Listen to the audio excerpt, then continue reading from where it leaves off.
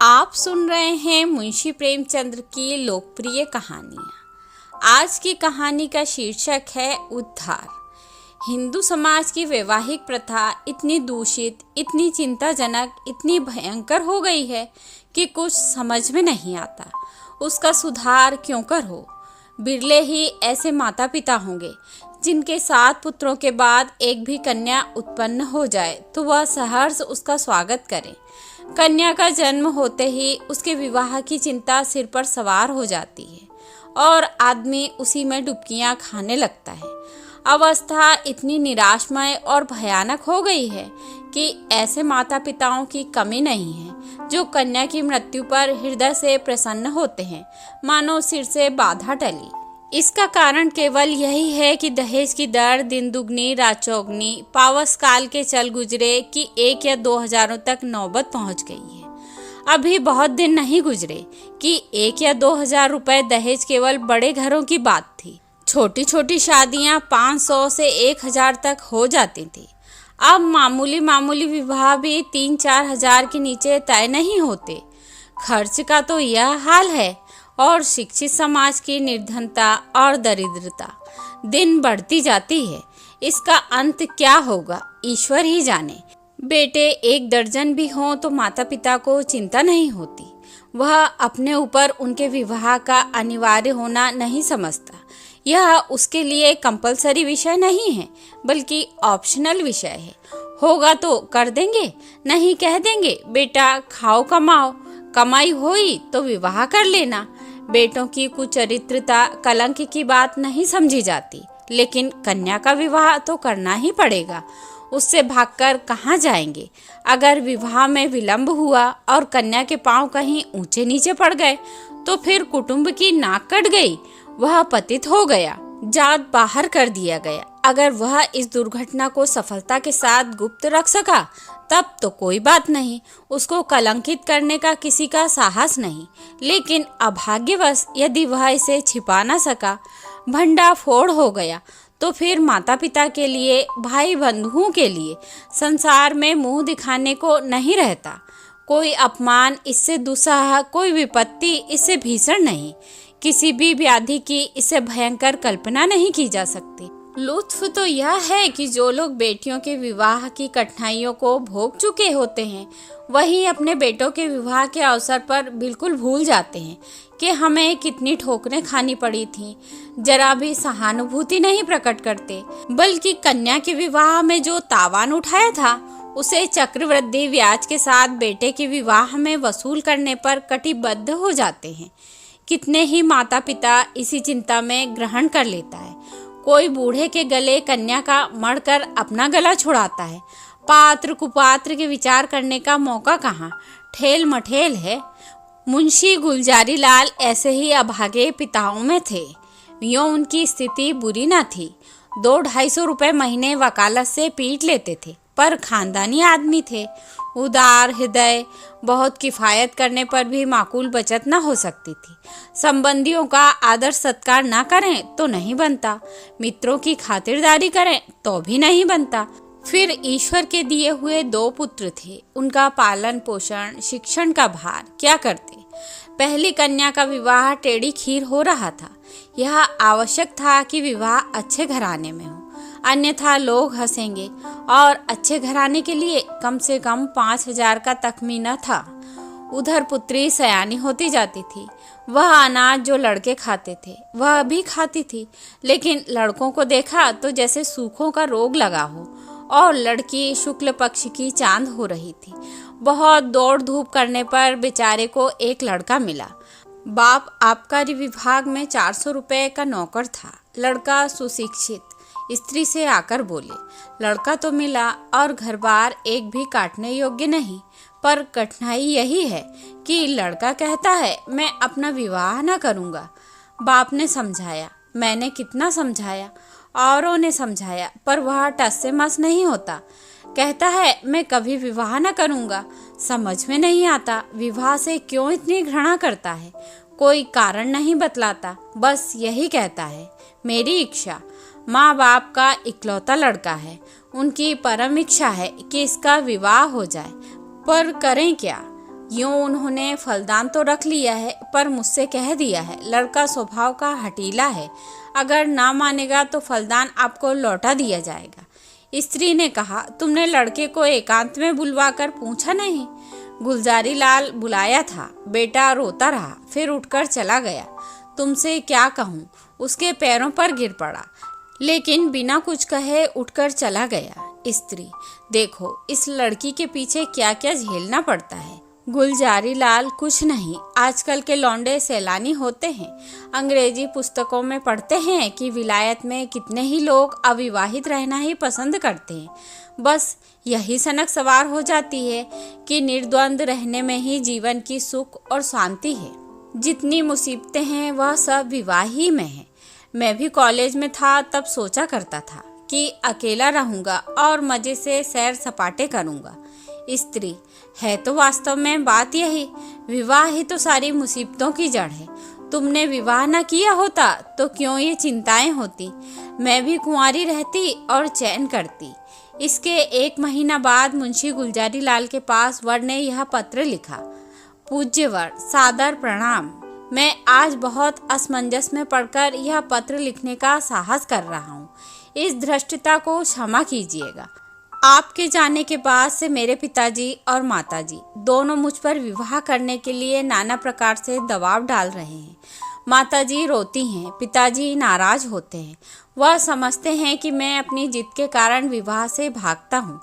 कदाचित उन्हें यह भी संदेह हो रहा है कि मेरा चरित्र भ्रष्ट हो गया है। मैं वास्तविक कारण बताते हुए डरता हूँ कि इन लोगों को दुख होगा और आश्चर्य नहीं कि शोक में उनके प्राणों पर ही बन जाए।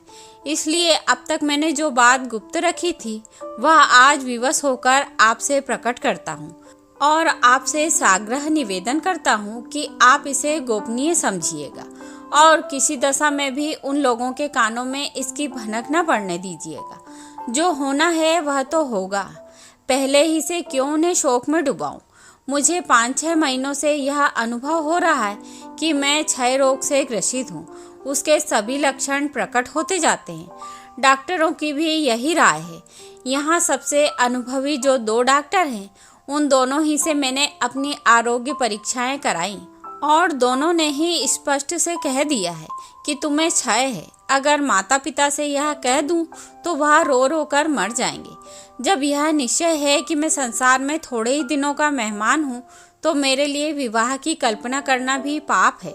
संभव है कि मैं विशेष प्रयत्न करके 1-2 साल जीवित रहूं, पर वह दशा और भी भयंकर होगी, क्योंकि अगर कोई संतान हुई तो वह भी मेरे संस्कार से अकाल मृत्यु पाएगी और कदाचित स्त्री को भी इसी रोग राक्षस का भक्ष्य बनना पड़े। मेरे अविवाहित रहने से जो बीतेगी मुझ पर बीतेगी। विवाहित हो जाने से मेरे साथ और कई जीवों का नाश हो जाएगा। इसलिए आपसे मेरी प्रार्थना है कि मुझे इस बंधन में डालने के लिए आग्रह न कीजिए, अन्यथा आपको पछताना पड़ेगा। सेवक हजारी लाल। पत्र पढ़कर गुलजारी लाल ने स्त्री की ओर देखा और बोले, इस पत्र के विषय में तुम्हारा क्या विचार है? स्त्री, मुझे तो ऐसा मालूम होता है कि उसने बहाना रचा है। गुलजारी लाल, बस ठीक यही मेरा भी विचार है। उसने समझा है कि बीमारी का बहाना कर दूंगा तो आप ही हट जाएंगे। असल में बीमारी कुछ नहीं, मैंने तो देखा ही था, चेहरा चमक रहा था, बीमार का मुंह छिपा नहीं रहता। स्त्री, राम नाम लें कि विवाह करो, कोई किसी का भाग्य थोड़े ही पड़े बैठा है। गुलजारी लाल, यही तो मैं सोच रहा हूँ। स्त्री, ना हो तो किसी डॉक्टर से लड़के को दिखाओ, कहीं सचमुच यह बीमारी हो तो बेचारी अम्बा कहीं की ना रहे। गुलजारी लाल, तुम भी पागल हो क्या? सब हीले हवाले हैं, इन छोकरों के दिल का हाल मैं खूब जानता हूँ। सोचता होगा अभी सैर सपाटे कर रहा हूँ, विवाह हो जाएगा तो यह गुलछर्रे कैसे उड़ेंगे। स्त्री, तो शुभ मुहूर्त देखकर लगन भिजवाने की तैयारी करो। हजारी लाल बड़े धर्म संदेह में था। उसके पैरों में जबरदस्ती विवाह की बेड़ी डाली जा रही थी और वह कुछ न कर सकता था। उसने ससुर को अपना कच्चा चिट्ठा कह सुनाया, मगर किसी ने उसकी बातों पर विश्वास न किया। माँ बाप से अपनी बीमारी का हाल कहने का उसे साहस न होता था। न जाने उनके दिल पर क्या गुजरे, न जाने क्या कर बैठे। कभी सोचता किसी डॉक्टर की सहायता लेकर ससुर के पास भेज दूं, मगर फिर ध्यान आता यदि उन लोगों को उस पर भी विश्वास ना आया तो। आजकल डॉक्टरी से सनद ले लेना कौन सा मुश्किल काम है। सोचेंगे किसी डॉक्टर को कुछ दे दिलाकर लिखा लिया होगा। शादी के लिए तो इतना आग्रह हो रहा था, उधर डॉक्टरों ने स्पष्ट कह दिया था कि अगर तुमने शादी की तो तुम्हारा जीवन सूत्र और भी निर्बल हो जाएगा। महीनों की जगह दिनों में वारा न्यारा हो जाने की संभावना है। लगन आ चुकी थी, विवाह की तैयारियां हो रही थी, मेहमान आते जाते थे और हजारीलाल घर से भागा भागा फिरता था। कहाँ चला जाऊं, विवाह की कल्पना ही से उसके प्राण सूखे जाते थे। आह, उस अबला की क्या गति होगी। जब उसे यह बात मालूम होगी तो वह मुझे अपने मन में क्या कहेगी। कौन इस पाप का प्रायश्चित करेगा। नहीं, उस अबला पर घोर अत्याचार न करूँगा, उसे वैधव्य की आग में न जलाऊंगा। मेरी जिंदगी ही क्या, आज न मरा कल मरूंगा, कल नहीं तो परसों, तो क्यों ना आज ही मर जाऊं। आज ही जीवन का और उसके साथ सारी चिंताओं को, सारी विपत्तियों का अंत कर दूं। पिताजी रोएंगे, अम्मा प्राण त्याग देंगी, लेकिन एक बालिका का जीवन तो सफल हो जाएगा। मेरे बाद कोई अभागा अनाथ तो न रोएगा। क्यों न चलकर पिताजी से कह दूं, वह एक दो दिन दुखी रहेंगे। अम्मा जी 2-1 रोज शोक से निराहार रह जाएंगी, कोई चिंता नहीं। अगर माता पिता के इतने कष्ट से एक युवती की प्राण रक्षा हो जाए तो क्या छोटी बात है। यह सोचकर वह धीरे से उठा और आकर पिता के सामने खड़ा हो गया। रात के 10 बज गए थे। बाबू दरबारी लाल चारपाई पर लेटे हुए हुक्का पी रहे थे। आज उन्हें सारा दिन दौड़ते गुजरा था। शामियाना तय किया, बाजे वालों को बयाना दिया, आतिशबाजी, फुलवारी आदि का प्रबंध किया। घंटों ब्राह्मणों के साथ सिर मारते रहे। इस वक्त जरा कमर सीधी कर रहे थे कि सहसा हजारीलाल को सामने देखकर चौंक पड़े। उसका उतरा हुआ चेहरा, सजल आंखें और कुंठित मुख देखा तो कुछ चिंतित होकर बोली, क्यों लालू, तबीयत तो अच्छी है ना, कुछ उदास मालूम होते हो। हजारीलाल, मैं आपसे कुछ कहना चाहता हूँ, पर भय होता है कि कहीं आप अप्रसन्न ना हो। दरबारी लाल समझ गया, वही पुरानी बात है ना, उसके सिवा कोई दूसरी बात हो तो शौक से कहो। हजारीलाल, खेद है कि मैं उसी विषय में कुछ कहना चाहता हूँ। दरबारी लाल, यही कहना चाहते हो ना कि मुझे इस बंधन में ना डालिए, मैं इसके अयोग्य हूँ, मैं यह भार सह नहीं सकता, बेड़ी मेरी गर्दन को तोड़ देगी आदि, या और कोई नई बात। हजारीलाल, जी नहीं, नई बात है। मैं आपकी आज्ञा पालन करने के लिए सब प्रकार तैयार हूँ, पर एक ऐसी बात है जिसे मैंने अब तक छिपाया था, उसे भी प्रकट कर देना चाहता हूँ। इसके बाद आप जो कुछ निश्चय करेंगे उसे मैं सिरोधार्य करूँगा। हजारीलाल ने बड़े विनीत शब्दों में अपना आशय कहा।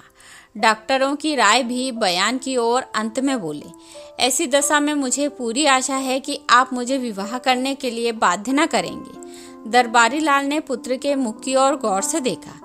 कहे जर्दी का नाम न था, इस कथन पर विश्वास न आया, पर अपना विश्वास छिपाने और अपना हार्दिक शोक प्रकट करने के लिए वह कई मिनट तक गहरी चिंता में मगन रहे। इसके बाद पीड़ित कंठ से बोले, बेटा, इस दशा में तो विवाह करना और भी आवश्यक है। ईश्वर ना करे कि हम वह बुरा दिन देखने के लिए जीते रहें, पर विवाह हो जाने से तुम्हारी कोई निशानी तो रह जाएगी। ईश्वर ने कोई संतान दे दी तो वही हमारे बुढ़ापे की लाठी होगी, उसी का मुंह देख देख कर दिल को समझाएंगे। जीवन का कुछ आधार तो रहेगा, फिर आगे क्या होगा यह कौन कह सकता है। डॉक्टर किसी की कर्म रेखा तो नहीं पढ़ते, ईश्वर की लीला अपरंपार है, डॉक्टर उसे नहीं समझ सकते। तुम निश्चिंत होकर बैठो, हम जो कुछ करते हैं करने दो, भगवान चाहेंगे तो सब कल्याण ही होगा। हजारीलाल ने इसका कोई उत्तर नहीं दिया। आंखें डबडबा आईं, कंठावरोध के कारण मुंह तक ना खोल सका। चुपके से आकर अपने कमरे में लेट रहा। 3 दिन और गुजर गए, पर हजारीलाल कुछ निश्चय न कर सका। विवाह की तैयारियां हो रही थी, मंत्रेय की पूजा हो चुकी थी और द्वार पर बाजों का शोर मचा हुआ था। मोहल्ले के लड़के जमा होकर बाजा सुनते थे और उल्लास से इधर उधर दौड़ते थे। संध्या हो गई थी। बारात आज रात की गाड़ी से जाने वाली थी। बारातियों ने अपने वस्त्राभूषण पहनने शुरू किए। कोई नाई से बाल बनवाता था और चाहता था कि खेत ऐसा साफ हो जाए मानो वहाँ बाल कभी थे ही नहीं। बूढ़े अपने पके बाल को उखड़वा कर जवान बनने की चेष्टा कर रहे थे। तेल, साबुन, उपटन की लूट मची हुई थी और हजारीलाल बगीचे में एक वृक्ष के नीचे उदास बैठा हुआ सोच रहा था, क्या करूं? अंतिम निश्चय की घड़ी सिर पर खड़ी थी। अब एक क्षण भी विलंब करने का मौका न था। अपनी वेदना किससे कहे और कोई सुनने वाला न था। उसने सोचा, हमारे माता पिता कितने अदूरदर्शी हैं। अपनी उमंग में इन्हें इतना भी नहीं सूझता कि वधू पर क्या गुजरेगी। वधू के माता पिता कितने अदूरदर्शी हैं। अपनी उमंग में भी इतने अंधे हो रहे हैं कि यह देखकर भी नहीं देखते, जानकर नहीं जानते। क्या यह विवाह है? कदापि नहीं। यह तो लड़की को कुएं में डालना है, भाड़ में झोंकना है, कुंद छुरे से रेतना है। कोई यातना इतनी दुस्सह कर अपनी पुत्री को वैधव्य के अग्निकुंड में डाल देते हैं। यह माता पिता हैं? कदापि नहीं। यह लड़की के शत्रु हैं, कसाई हैं, बधिक हैं, हत्यारे हैं। क्या इनके लिए कोई दंड नहीं, जो जानबूझकर अपनी प्रिय संतान के खून से अपने हाथ रंगते हैं? उसके लिए कोई दंड नहीं। समाज भी उन्हें दंड नहीं देता, कोई कुछ नहीं कहता। हाय, यह सोचकर हजारीलाल उठा और एक और चुपचाप चल दिया। उसके मुख पर तेज छाया हुआ था। उसने आत्म बलिदान से इस कष्ट का निवारण करने का दृढ़ संकल्प कर लिया था। उसे मृत्यु का लेश मात्र भी भय न था। वह उस दशा को पहुंच गया था जब सारी आशाएं मृत्यु पर ही अवलंबित हो जाती हैं। उस दिन से फिर किसी ने हजारीलाल की सूरत नहीं देखी। मालूम नहीं जमीन खा गई या आसमान। नदियों में जाल डाले गए, कुओं में बांस पड़ गए, पुलिस में हुलिया गया, समाचार पत्रों में विज्ञप्ति निकाली गई, पर कहीं पता न चला। कई हफ्तों के बाद छावनी रेलवे से 1 मील पश्चिम की ओर सड़क पर कुछ हड्डियां मिली। लोगों को अनुमान हुआ कि हजारीलाल ने गाड़ी के नीचे दबकर जान दी, पर निश्चित रूप से कुछ न कुछ मालूम हुआ। भादों का महीना था और तीज का दिन था। घरों में सफाई हो रही थी। सौभाग्यवती रमणियां 16 श्रृंगार किए गंगा स्नान करने जा रही थी। अम्बा स्नान करके लौट आई थी और तुलसी के कच्चे चबूतरे के सामने खड़ी वंदना कर रही थी। पति गृह में उसे यह पहली ही तीज थी। बड़ी उमंगों से व्रत रखा था। सहसा उसके पति ने अंदर आकर उसे सहास नेत्रों से देखा और बोला, मुंशी दरबारी लाल तुम्हारे कौन होते हैं? यह उनके यहाँ से तुम्हारे लिए तीज पठौनी आई है। अभी डाकिया दे गया है। यह कहकर उसने एक पार्सल चारपाई पर रख दिया। दरबारी लाल का नाम सुनते ही अम्बा की आंखें सजल हो गईं। वह लपकी हुई आई और पार्सल स्मृतियां जीवित हो गईं। हृदय में हजारीलाल के प्रति श्रद्धा का एक उद्गार सा उमड़ पड़ा। आह, यह उसी देवता के आत्म बलिदान का पुनीत फल है कि मुझे यह दिन देखना नसीब हुआ। ईश्वर उन्हें सद्गति दे। वह आदमी नहीं देवता थे, जिसने अपने कल्याण के निमित्त अपने प्राण तक समर्पण कर दिए। पति ने पूछा, दरबारी लाल तुम्हारे चचा हैं? अम्बा, हाँ। पति, इस पत्र में हजारीलाल का नाम लिखा है। यह कौन है?